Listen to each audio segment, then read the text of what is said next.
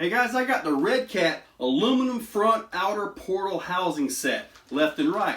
I got two of them because I've got the Gen 8, but I've also got the portal axles on the Gen 7 here. And as you can see, this knuckle has been broke for quite a while. Usually when the knuckle arm breaks, like in this case right here, it also kills that top gear. The CVD that's, we kind of know about as a weak link with these trucks. Now I am hearing that the replacement gears from Redcat are actually a better quality and they're not having anywhere near as many problems with those. So if you've broken your CVD input or your front portal top gear, give Redcat a call, see if they can help you out with that. But for right now, I get to install these to hopefully fix this problem, or at least the knuckle problem. Take a look. The job itself is fairly simple. You need a 2mm hex wrench to take the top bolt and bottom bolt off, a 2mm hex wrench and the little wheel nut wrench. That's a 5.5mm nut, as in the wrench, 3mm bolt. You use a 1.5mm hex to pull the covers off, and then you take that out, and the shaft usually comes with it. Mine, considering it is broke, probably won't. So the break on the CVD is pretty much the normal that you see on just about all broken CVDs. They just kind of rip the pin out. This is the packaging. There's a part number. There are links in the description below. There's your outer covers and your knuckles. Those are the ones I really want. Plus hardware. That's always a good thing. The portal box came off. Axle came out. When you go to take this, make sure you do it on a surface, maybe even use a towel if you need to, because you don't want those little bushings to fall out. There's one at the bottom which stayed there, but the top one actually fell out onto the table. So let's go ahead and get into this. To remove that bearing, you're going to need a 1.5 hex wrench and remove those 3 screws. Getting the wheel hexes off can be quite a pain in the butt sometimes. I found just a couple screwdrivers, one on each side, just kind of give them a pry, and it'll just simply pop right off. When you open up your portals, you're probably going to find them dry if you haven't greased them. I kind of put a little grease in mine, so they are still actually pretty good. You can see the gear. This is actually the older gear, the first version gear. So, and it actually held up fairly well. So, but all those bearings have to come out and go into the new gearbox.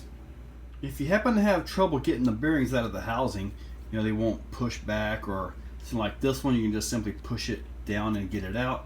But these small bearings, I'm trying to do this through the screen here. Look at that. Give it a few pops and the bearing will pop right out. Now as far as this bearing goes, you can do the same thing, but you got a little bit of a lip right there that you can just push, and it should pop out nice and easy.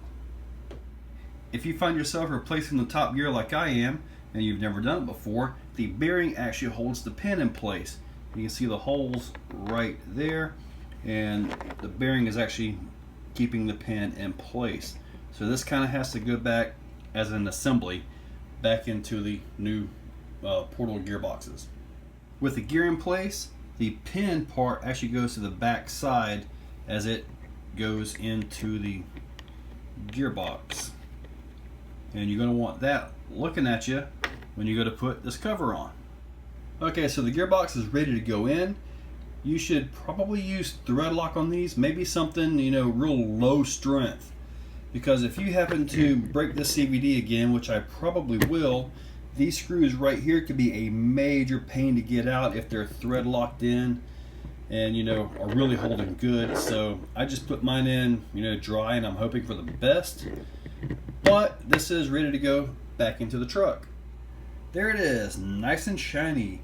Now it was a little bit tight going into the chub, but it fit and it should work just fine. Now if you noticed, and if you haven't noticed already, I do have a servo mounted on the axle with a bracket that I built. So my setup may be a little bit different, but as far as this goes, it's going to be the same on all of them. I will also do this for the Gen 8, and if there's any differences, you'll see it in this video. The other side went together just the same. everything lined up great, and it's time to go back on the truck. There they are, beautiful, nice and shiny. Now here's that Gen 8 I was telling you about. I've also got that little mod in there to help support the panhard mount at the axle. Let's go ahead and get this thing opened up. One of the common issues with the Gen 8 is tire rub. The inside of the tire will actually rub right here. So these are 2mm wider hexes. I'll find a link to them and put them in the description for you guys. Those are the MFR links. So far I'm really liking those. It's got the Redcat aluminum link mounts. And the link mounts is what made me build that. However, let's go ahead and get into these portal boxes. The boxes went on perfectly. Nothing different other than the steering. But yeah, it was just an easy, simple bolt on. Nice and easy.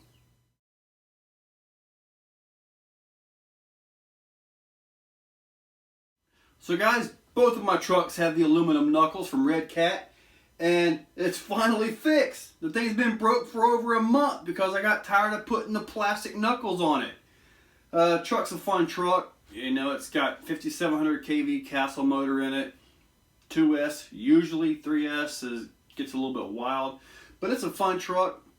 So I've got both of them taken care of now. I can bash on them a little bit harder, play without fear of breaking them. You know, and hopefully the knuckles will actually be more solid and hold everything in place a little bit better.